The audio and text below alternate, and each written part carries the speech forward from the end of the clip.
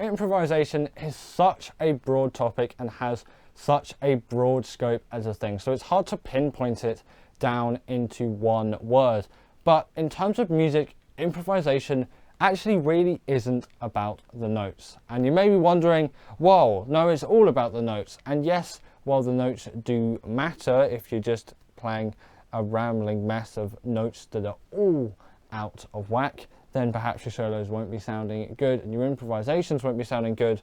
But there's one playing factor which really matters a lot more than the notes, especially in the beginning, and it is always overlooked. So I'm going to get into that today.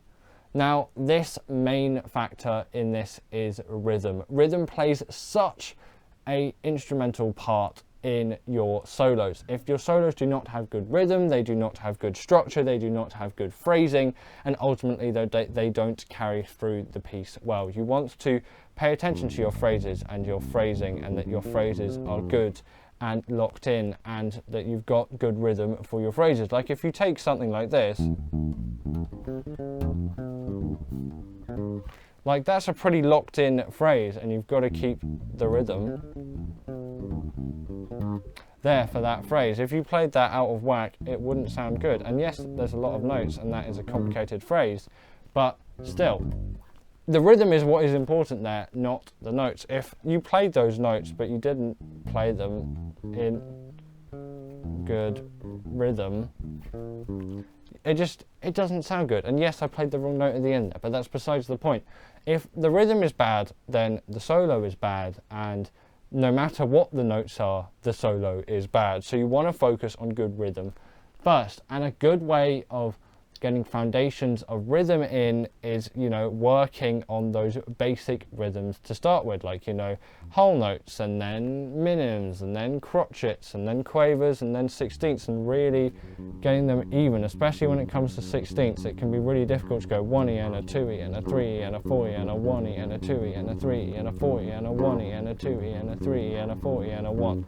It can be difficult to get that clean and even, especially in the beginning, and that's the stuff you want to be working on and really get that sort of stuff even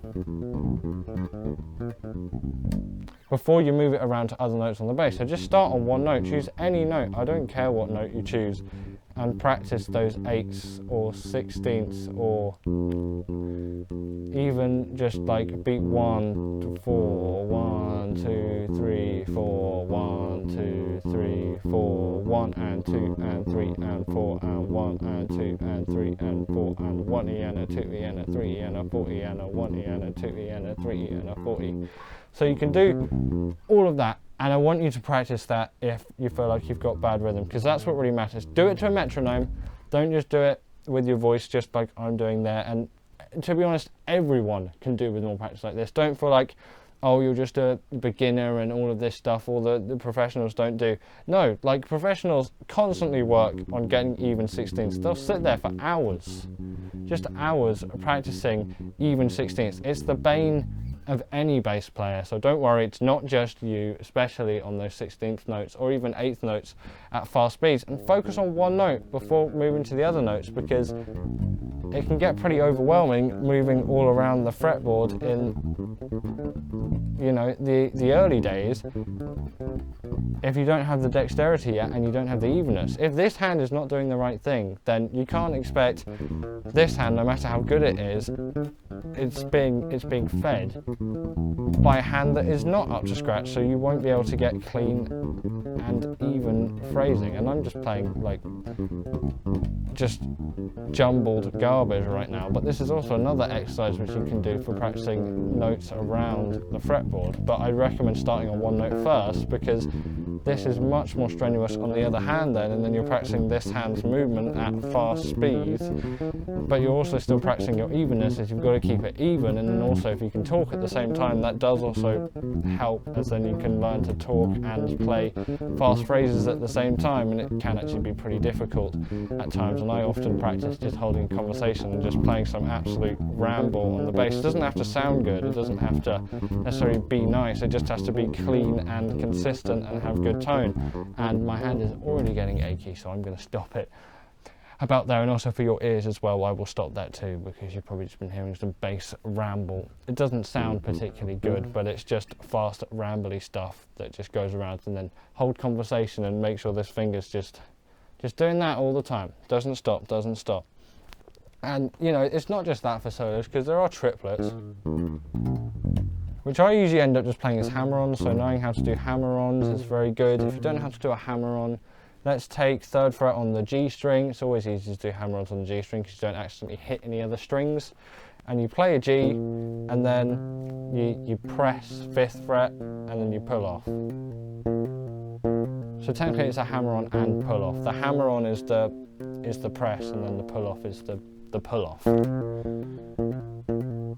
But this finger's only pressing once. But yeah, I'm getting 3 notes because I'm pressing the next one down, which is getting the next note, and then I'm pulling off. And I use that all the time for fast stuff. Like at the start of Donna Lee, hammer on and pull off. Hammer-ons and pull-offs are really useful for fast triplet stuff, because it means this finger's only got to move once. So it's actually a more efficient way of playing it. It does get slightly harder on the lower strings because it's thicker. They're harder to pull. That's why I just recommend starting on the G string. It's easy to do any of it on the G string. And you can do 1 fret as well, or 2 frets, or 3 frets, or 4 frets if you wanted to do that as well. It doesn't matter how many frets you do, but the conventional hammer-on pull-off things are 1 or 2. But it's easier on the G string because it's thinner. So you can get that pull off really easy, and you also don't knock into other strings. But if you know how to mute your strings, then you should be good there, because I've got that lower string muted. Yes, there's a harmonic coming out there, but that's not really going to ring out, and then I've got all of that there.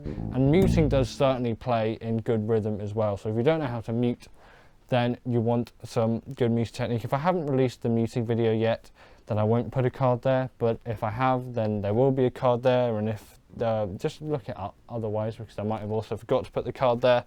But especially if I'm playing the higher strings like G, D and whatnot, my thumb is always resting on these strings, like it's resting on them. If my thumb is on the A string, the sort of this bit, the knuckle, is on the E string while I'm doing this, and the same goes for anything. Even if I'm on, well, if I'm on the pickup, if I'm playing the E string, then it's this hand that's doing all the muting because it's holding over those other strings. And if it's doing anything on the E,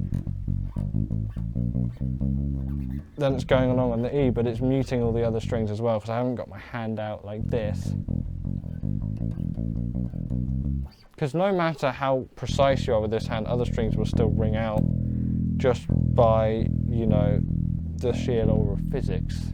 Especially the lower strings, they always like to ring out a bit more than the higher strings if I do that. But also, when I pick down, I mute the string below it because my finger goes into that string, so that's another good strategy if you want to do some string muting.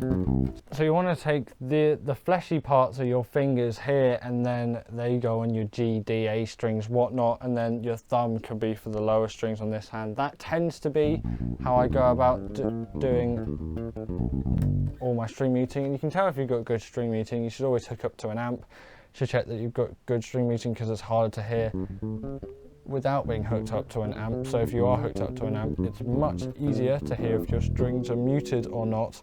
But, you know, go through and hear if there are any other strings ringing in the background, because it can muddy your rhythm. Even if your rhythm is accurate, if your muting is not accurate, then, you know, you're going to struggle a lot to get good sounding clean rhythm. And then after you've done all of that, then you can start focusing on the notes, and then that becomes the next challenge. But in this video, I wanted to just tell you that rhythm really does matter, and people don't talk about rhythm mattering enough, in my opinion.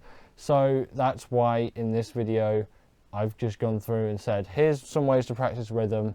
Practice these things about rhythm, and I promise your solos will be sounding better, even without doing any more theory necessarily. Just going through and practicing and getting some good, clean, locked-in rhythm really does make a lot of difference. So I hope this has helped, and I'll see you all in the next one.